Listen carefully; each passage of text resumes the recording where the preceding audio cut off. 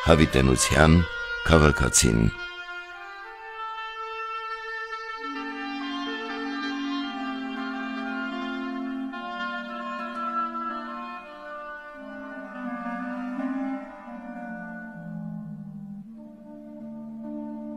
Մարդիկ հեռանում են կյանքից,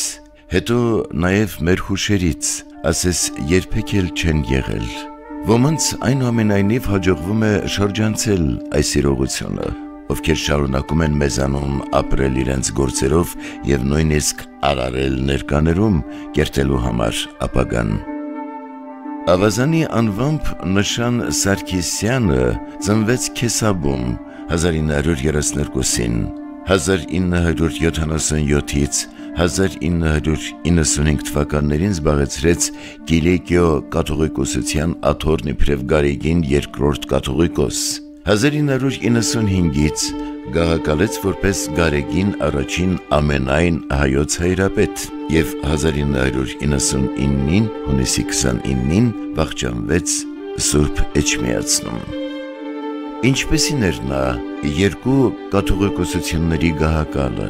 ինչով էր առանձնահատուկ, ինչ գործունեություն ծավալեց, ինչպես ընկալվեց յուրայինների և օտարների կողմից և ինչպիսի հետք թողեց մեր գրվող պատմության մեջ։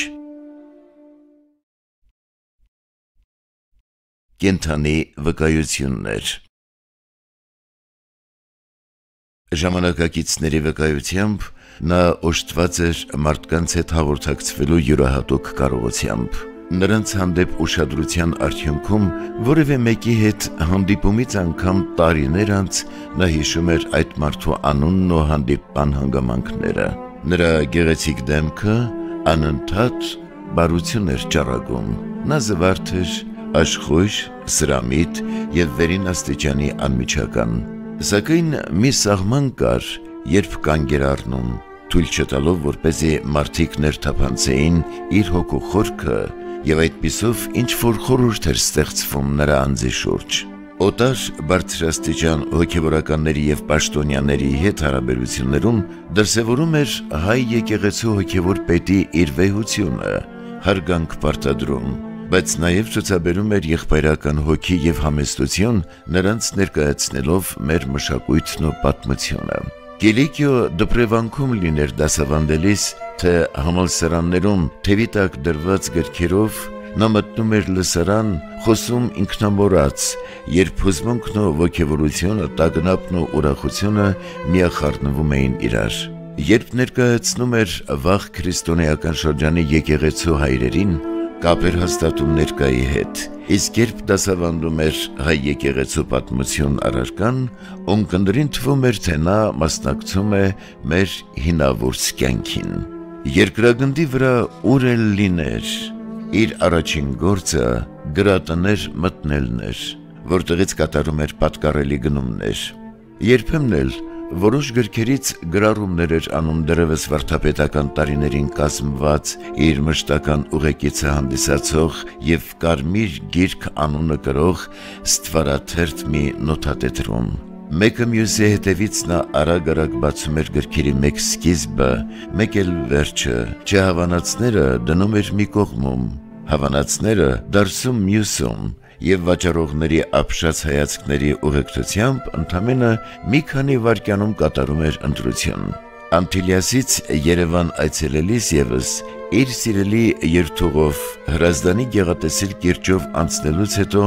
իր առաջին պարտքն էր գրախանութներ այցելելը։ Գրքի հանդեպ իր պաշտամունքն արտահայտվում էր հայ գրքին նվիրված քարոզախոսություններով և նույնիսկ գրքերին ձոնված հեղինակած մի գրքով, ինչպես և հրատարակչական իր մոլուցքով։ Հարյուրավոր հեղինակներ էին դիմում գրքեր տպագրելու խնդրանքով, որոնց վեհափառը միշտ էլ ընդունում էր գրկաբաց։ Անտիլիասում հորդառատ անձրևին Գարեգին կաթողիկոսին կարելի էր տեսնել, թե ինչպես է նա իր ճտկավոր կոշիկի մեկը հագին, մյուսով դատարկում կուտակված ջրերը, որպեսզի դրանք հանկարծ չներհոսեին տպարանի տարածք։ Իսկ երբ տասնյակ ռումբեր էին ընկնում կաթողիկոսարանի վրա և բոլոր միաբաններն արդեն պատսպարվել էին գետնահարկում, նա միայնակ մատենադարանում էր, որպեսզի ապահով վայր տեղափոխեր թանկարժեք ձեռագրերը։ Նրա աշխատասենյակի դռները բոլորի առջև մշտապես բաց էին,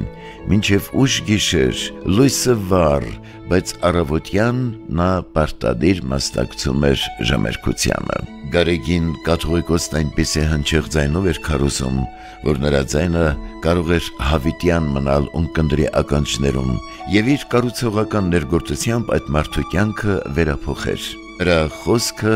ծարավ հագեցնող և հոգիներ ջերմացնող մի առատաբուխ ակնաղբյուր էր, ասում էին մարդիկ։ Իսկ երբ իր միտքը լիարժեք ներկայացնելու համար պահանջված հայերեն բառը նա չէր կարողանում գտնել, տեղում ստեղծում էր նորը։ Խոսքն առավել գրավիչ և նպատակային դարձնելու համար Գարեգին վեհափառն այն նաև հաճախ համեմում էր իր բացառիկ հումորով։ Նրա խոսքն ինքնաբուխ էր և սրտաբուխ, չէր արտասանվում ի պաշտոնե որպես սոսկ պարտականություն, ընդօրինակված կամ խմբագրված չէր ինչ-որ աղբյուրից և իհարկե այն երբեք զուրկ չէր ավետարանական հիմքից։ Յուրօրինակ ձևով էր նա մատուցում իր ասելիքը, կարող էր օրինակ աստվածաշնչական դրվագները տեղայնացնել և ուխտի տապանակի պարունակությունը պատկերավոր եղանակով փոխարինել լուսավորչի կանթեղով, Սուրբ Մեսրոպի գրով և քաջն Վարդանի սրով։ Իր հռետորական տաղանդով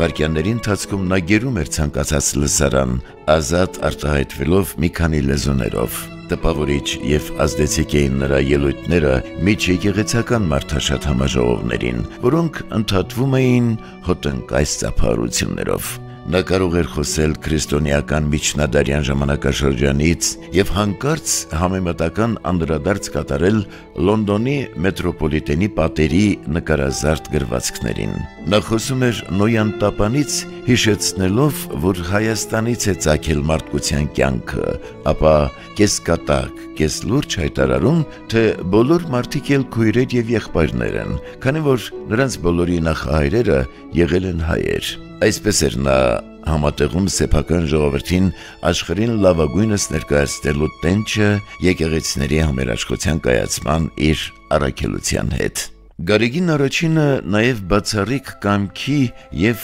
արիության տեր-մարդ էր։ Մինչ նրա անբուժելի հիվանդությամբ տառապողները, որպես կանոն, լինում էին անտրամադիր և ընկճված, այդ սոսկալի ցավերով իսկ նա չէր կորցնում հոգեկան անդորրը, չէր դժգոհում կամ բողոքում ճակատագրից, շարունակում էր աշխատել